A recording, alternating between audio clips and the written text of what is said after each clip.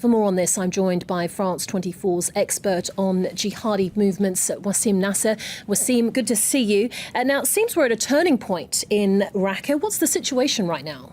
Actually, we have very contradictory information regarding what just was said. Some sources are saying that a deal was cut regarding Syrian jihadis and their families, and other sources are saying a deal was cut for everybody, including foreign jihadis. But up to this point, we should know that journalists are forbidden to go into the city. They are blocked at Ain Isa in the north of Raqqa.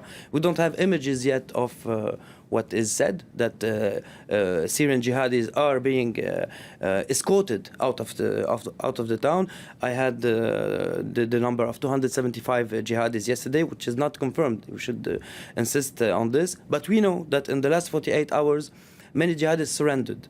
But surrendered doesn't mean they are going to be exfiltrated outside of the city. And this is how one of the neighborhoods, Al-Nahda, was taken by the Syrian Democratic Forces without a fight, like 24 hours ago. So the situation is very confused regarding who's getting out and what was the deal that was cut. Okay, well, let's go back to this deal that you speak about, brokered by local tribal leaders. What other details do we know? Actually, local tribesmen, Sunni tribesmen, entered the negotiations. They are being the middleman between the Islamic State leaders and the Americans. So many letters were exchanged, and many meetings were made. And the deal is that they should try to help as much as civilians as they can. And if you ask me why now, because the town is almost lost for the jihadis. So why the jihadis would accept to negotiate? We should know that they already accepted to negotiate in other moments. For example, in Fallujah, they accepted to negotiate by the end of the battle. And despite the negotiation, the convoy was bombed, and it was the last negotiation. And we know what happened in Mosul later. They already accepted to negotiate in Qalamun, for example, in Lebanon, to be exfiltrated to Deir ez-Zor. They also accepted to negotiate in Al-Bab and in Manbij because the military prerogative at the time were more important south of those two towns. So it's not just unimaginable for them to negotiate. That's on one hand. On the other hand, why would the Americans accept to negotiate? For two main reasons.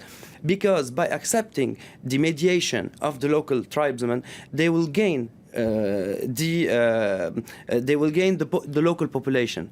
Because they are seeing that the Sunni local population, for example, in Deir ez-Zor, is going back towards Damascus and making alliances with Damascus brokered by the Russians. So they are trying to be one step beyond and try to gain this population by saying, look, we saved many civilians. And on the other hand, if the game good cop, bad cop, saying all jihadis are going to go out or just Syrian jihadis are going to go out works, and if they create a real friction and split between local jihadis and foreign jihadis, it will be very damaging for the narrative of the Islamic State on the long term.